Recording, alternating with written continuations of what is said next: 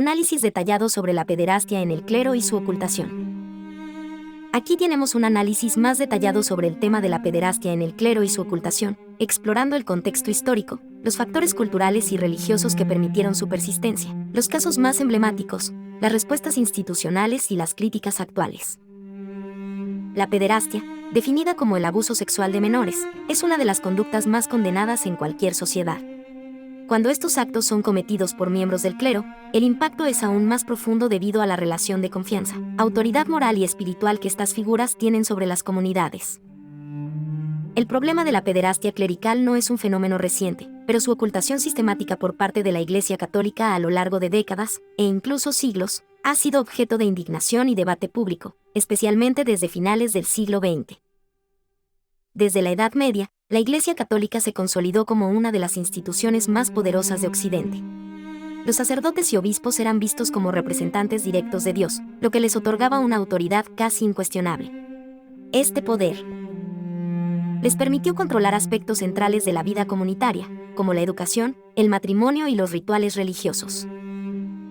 Creó una cultura en la que cuestionar la autoridad del clero era considerado un acto de herejía.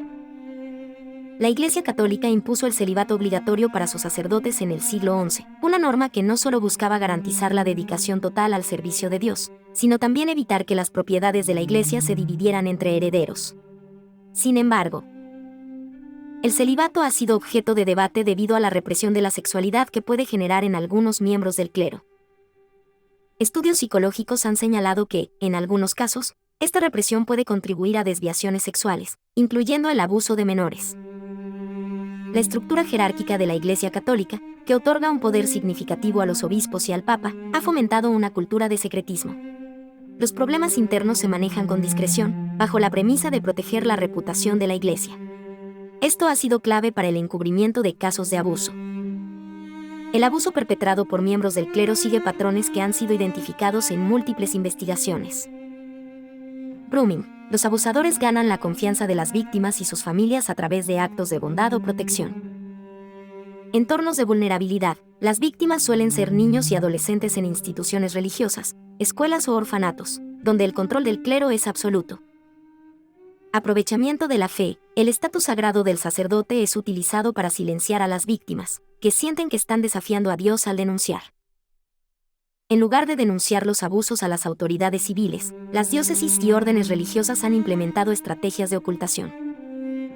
Traslados de sacerdotes. Los abusadores eran enviados a nuevas parroquias o diócesis, donde podían continuar su conducta. Presión a las víctimas. Muchas familias fueron intimidadas o persuadidas para guardar silencio, a menudo bajo amenazas de excomunión o con compensaciones económicas.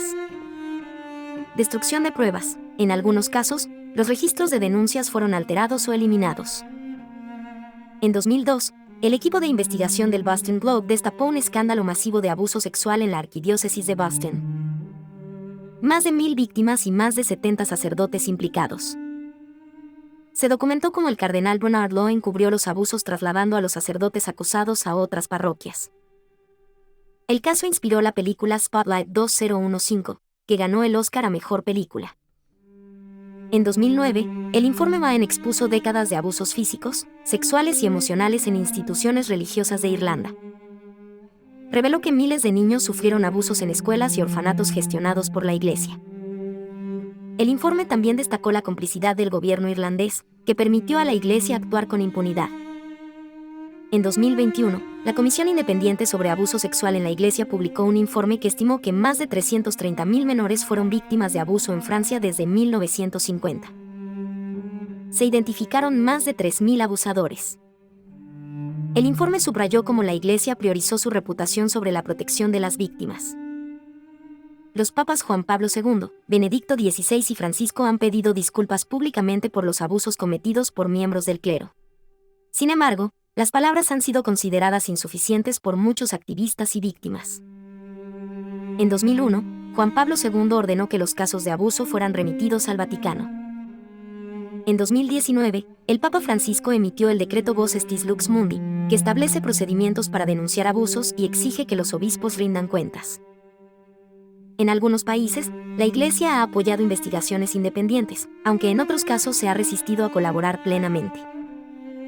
A pesar de las medidas adoptadas, las críticas hacia la Iglesia persisten debido a la falta de transparencia en muchos procesos internos, la resistencia de algunos sectores eclesiásticos a aceptar cambios estructurales, como la revisión del celibato, la percepción de que las indemnizaciones económicas buscan comprar el silencio de las víctimas en lugar de hacer justicia, traumas psicológicos severos, como depresión, ansiedad y trastorno de estrés postraumático, pérdida de fe en la religión y en las instituciones, una disminución significativa en el número de fieles, especialmente en países tradicionalmente católicos, pérdida de credibilidad y prestigio a nivel global.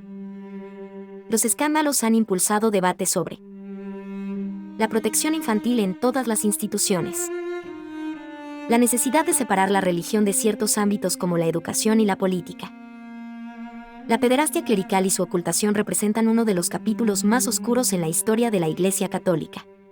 Aunque se han dado pasos importantes hacia la transparencia y la rendición de cuentas, queda un largo camino por recorrer para garantizar que las víctimas reciban justicia y que estas atrocidades no se repitan. Gracias por leer hasta aquí. Si te pareció interesante y quieres seguir explorando temas importantes como este, dale like, comparte y suscríbete. No olvides activar la campanita para estar al tanto de nuestras próximas publicaciones. Tu voz y apoyo son esenciales para difundir el conocimiento. Hasta la próxima.